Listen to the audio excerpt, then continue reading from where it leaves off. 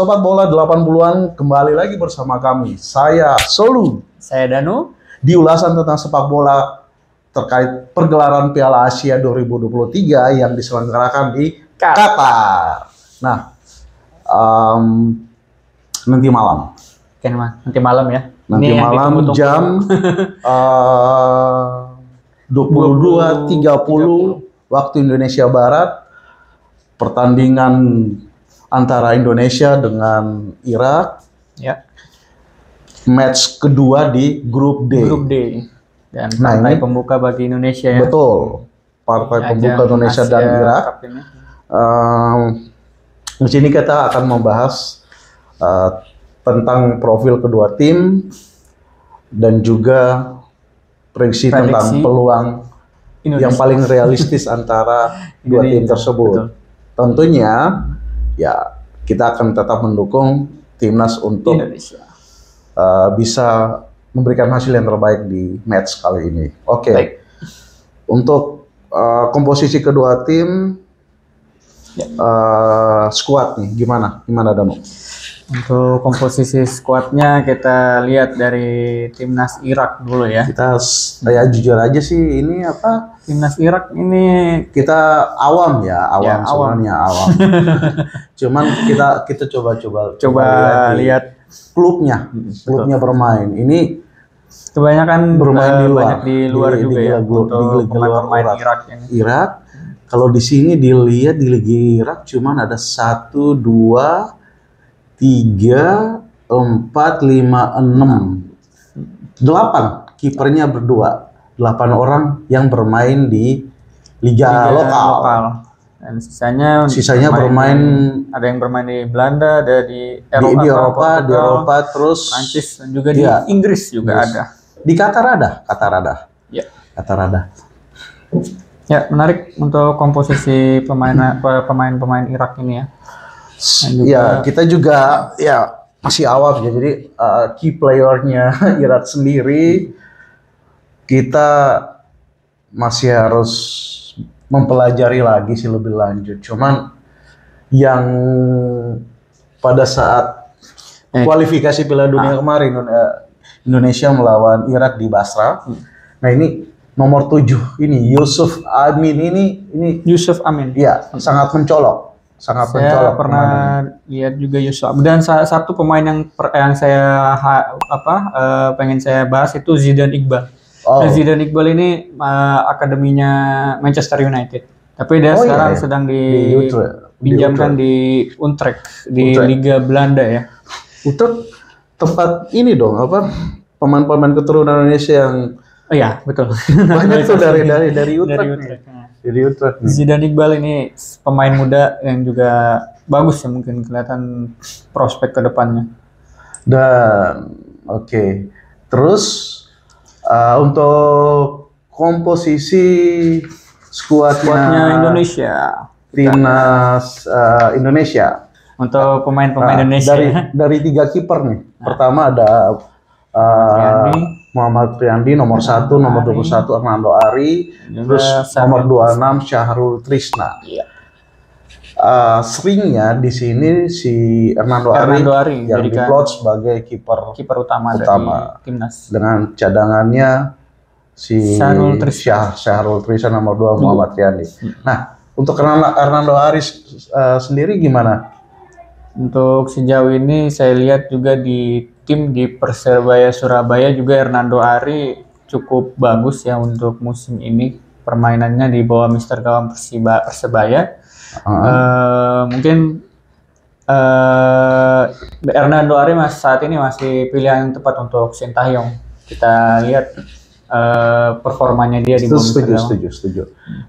Sebelumnya setelah pengumuman skuad kiper ini ada sedikit kontroversi. Misalkan bukan konflik sih ya, sedikit kontroversi aja dengan tidak dipanggilnya Nadeo.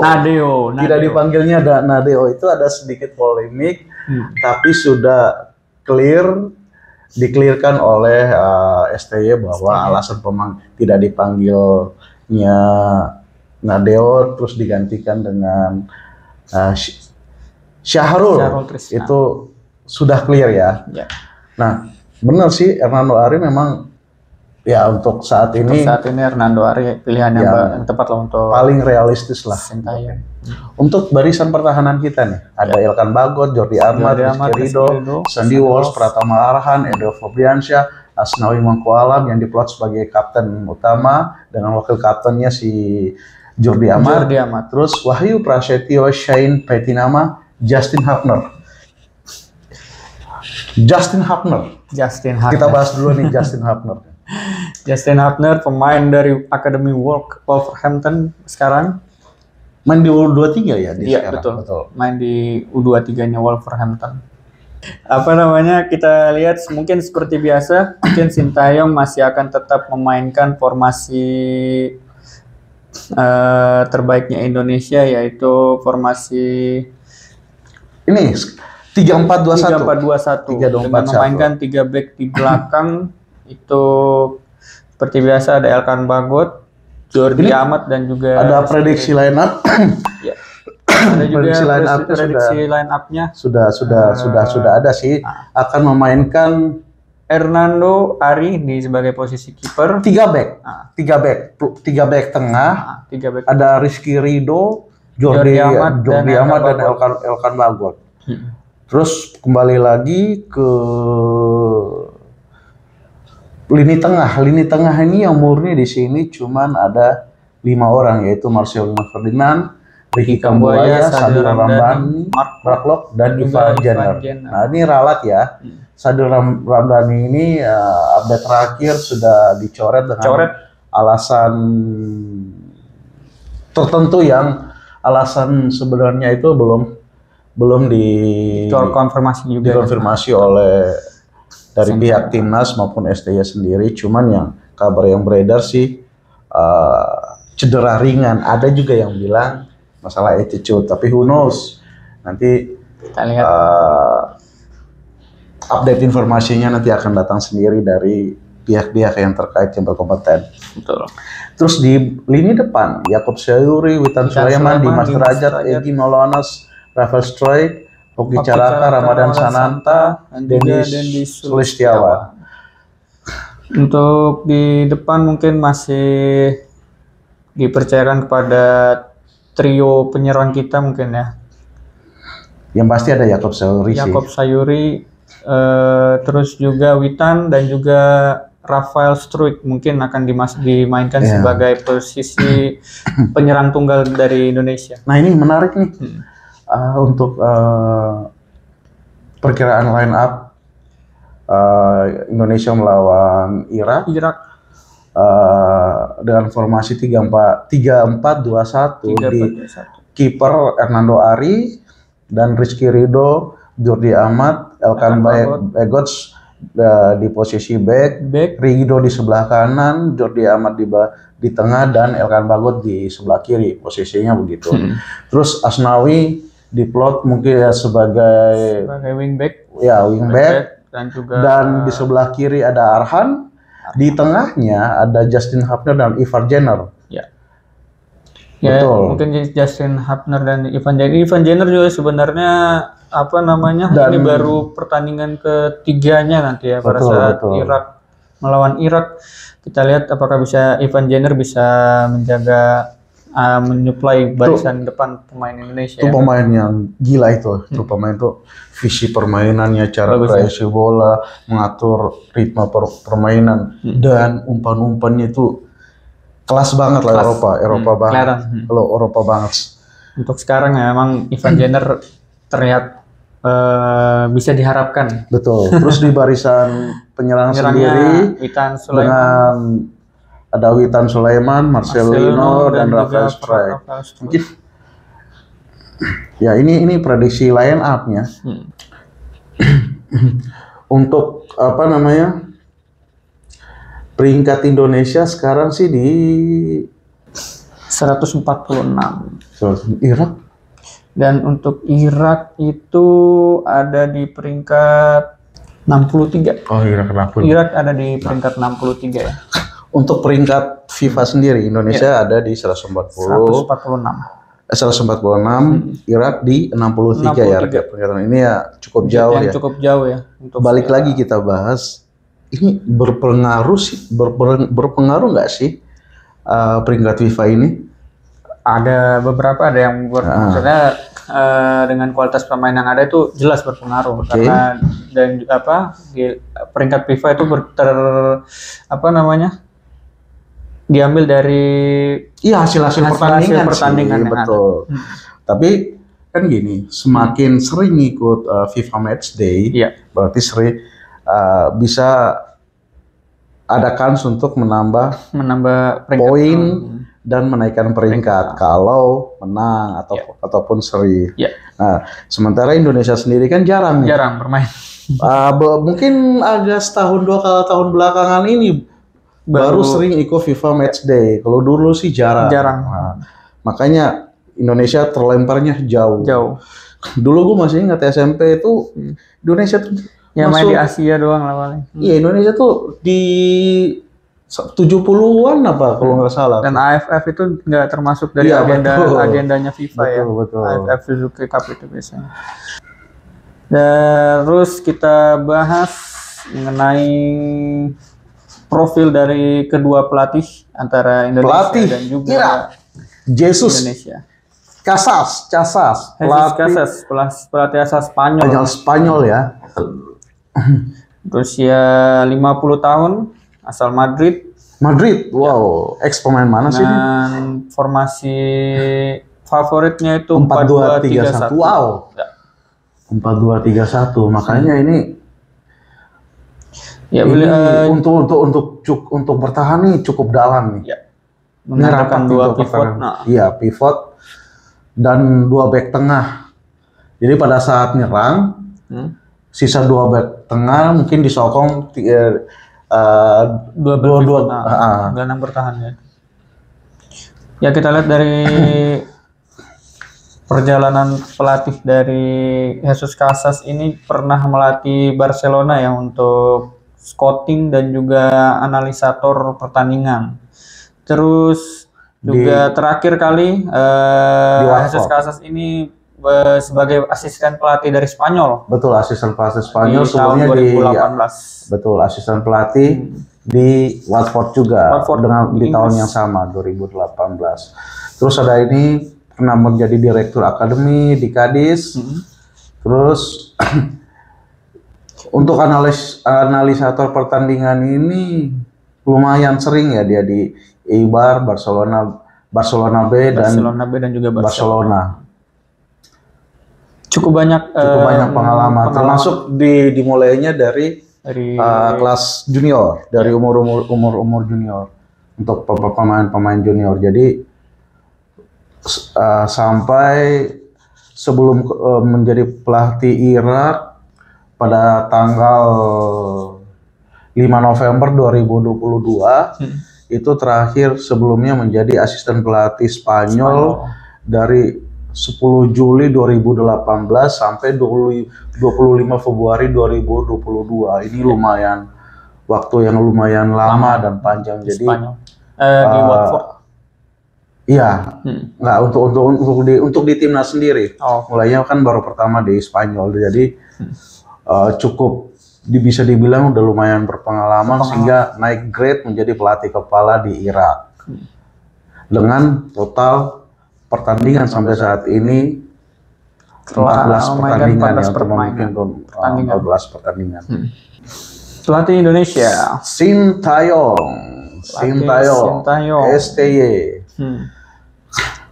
STY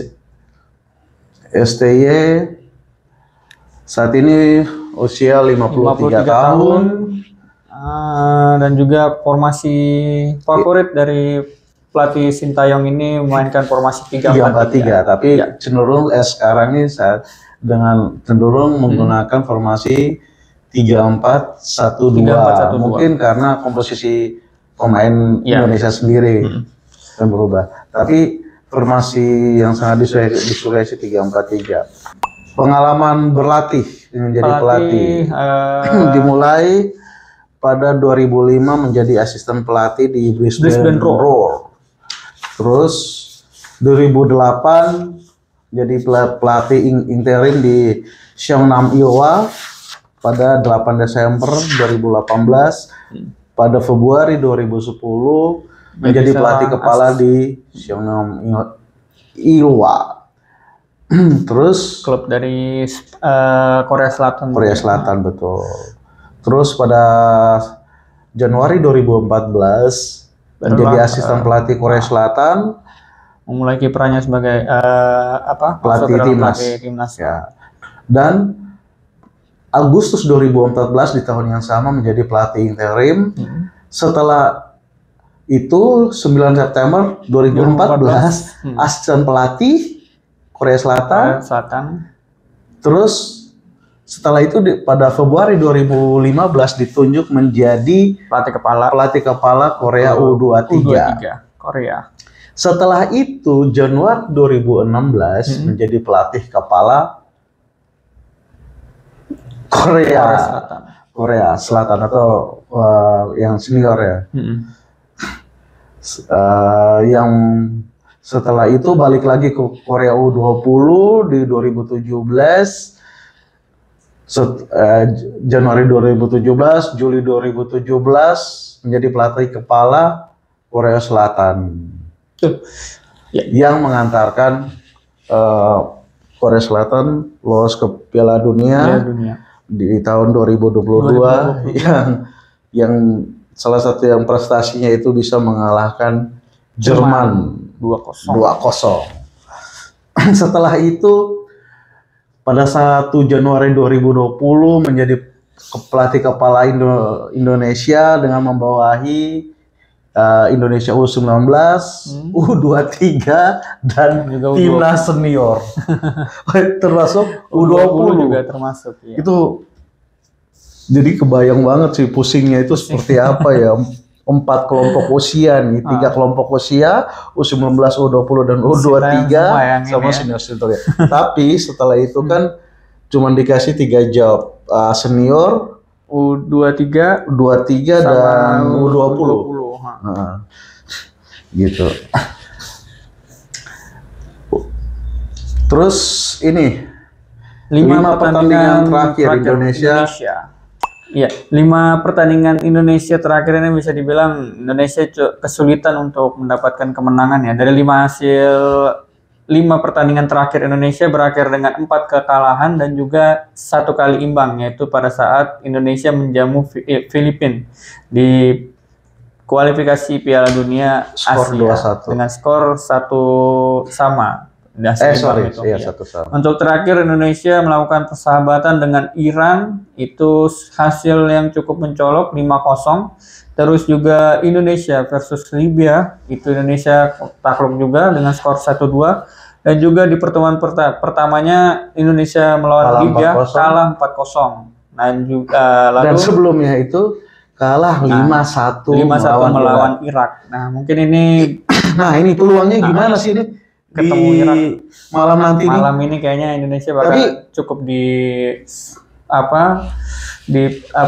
cukup di kerepotan juga mungkin ya. Iya. Tapi dari pelatih Irak sendiri sih bilang ini di Basra waktu itu yang mereka menang 5-1 itu itu cerita lama. Itu yang gak usah diingat lagi, ini cerita yang berbeda deh. Ya. Kayak kemarin gue bilang ini turnamen, kita udah masuk di fase turnamen, apapun bisa terjadi, segala faktor kecil pun bisa mempengaruhi pertandingan. Nah kita harap ini nih semangat Indonesia, timnas para pemain Indonesia nanti akan turun nih bisa mengkreasikan permainan yang menarik dan tentunya jangan ada blunder lagi. Jangan sampai ada blunder. Itu harus diminimalisir. Terus untuk 5 match terakhirnya Irak, kita lihat Irak dalam 5 match terakhirnya ini juga termasuk dalam posisi tren positif juga ya. Dari 5 hasil laga pertandingannya memenangkan 3 pertandingan dan juga kalah 2 kali. Di mana terakhir kali Irak itu bertemu South Korea dengan laga uji coba pertandingan kalah 1-0, terus di kualifikasi Piala Dunia Asia Irak kalah atas Vietnam dengan skor 1-0. Lalu Irak bertemu Indonesia menang dengan skor 5-1. Terus pertandingan persahabatan Jordan versus Irak dimenangkan oleh Irak, dan juga Irak versus Qatar berhasil dengan hasil imbang. Oke. Prediksi pertandingan untuk timnas Indonesia melawan Irak nanti malam. Oke. Prediksi kalau dari saya ya, Indonesia bakal kesulitan melawan Irak. Tapi mungkin saya harap Indonesia pada saat babak pertama itu waktunya Indonesia untuk menekan barisan, memanfaatkan awal-awal pertandingan. Untuk prediksi saya Indonesia imbang melawan Irak. Berapapun skornya. Kalau gue sendiri, ya gue yakin. Ini yakin ya. Prediksi gue yakin minimal seri. Kans untuk menang ada. Seperti yang lu bilang bahwa. Tapi Indonesia harus lebih ekstra. Iya, harus intens. Iya betul. Harus intens. Pressing, mau pressing tinggi, pressing di bawah itu harus intens. Jangan sampai lengah. Pokoknya ingat, nggak boleh ada blunder lagi, ingat tuh. Tapi kan waktu 3 pertandingan terakhir lawan Libya 2 kali dan Iran kan itu gol blunder semua. Termasuk pada saat kualifikasi di Basra lawan Irak, itu 3 golnya kalau nggak salah tuh Irak itu karena blunder pemain kita sendiri. Nah itu harus diminimalisir lah. Nggak boleh blunder lagi. Udahlah cukup di Irak lawan Libya 2 kali dan Iran, udah cukup itu aja, nggak usah blunder. Tapi kan ini kan pertandingan pertama, udah sekian lama kita baru masuk Piala Asia lagi, lolos ke Piala Asia. Pasti ada ya tegang sih, mungkin tegang, nervous pasti ada. Was-was pasti ada. Cuman semoga cuman beberapa detik atau menit di awal pertandingan. Habis itu bisa bermain lepas. Sepanjang Indonesia bisa bermain lepas dan seringnya dianggap remeh, padahal apalagi saat ini. Itu kita harus bangkit. Untuk sekarang mungkin Irak tidak terlalu merasa tertekan atas Indonesia kalau menurut saya. Iya, mereka mungkin karena semoga sih mereka terlena ya. Iya, betul. Jadi nganggap remeh Indonesia. Jadi di Indonesia bisa membalikkan keadaan. Pokoknya Indonesia harus dapat poin minimal seri. Ya ini tapi ada kans menang. Ada kans menang. Karena balik lagi kayak waktu kualifikasi Piala Asia di Kuwait, kan yang dijagoin sih Kuwait sebagai tuan rumah, Jordania, terus Indonesia dan ada Nepal. Akhirnya kita bisa ngalahin Kuwait. Nah, pokoknya momen-momen seperti itu di turnamen itu STY kan sudah pengalaman nih. Nah, itu harus bisa dimanfaatkan dan pemain-pemainnya sendiri bisa mengaplikasikan instruksi-instruksi dari STY termasuk satu poin penting itu jangan sampai blunder, itu harus dijaga. Pokoknya dari gua minimal imbang, kans menang tetap ada. Oke, penonton. Gimana prediksi dari para penonton sekalian gimana? Tetap kita dukung Garuda. Indonesia harus dapat poin. Kalau bisa menang harus menang. Oke, sampai sini dulu pembahasan kita. Jangan lupa nanti malam kita ada reaction hasil pertandingan dari Indonesia versus Tapi sebelumnya jangan lupa kita semua menonton pertandingan Indonesia versus Indonesia dengan cara menonton juga 22.30 WIB. Kita sama-sama dukung Garuda. Indonesia menang.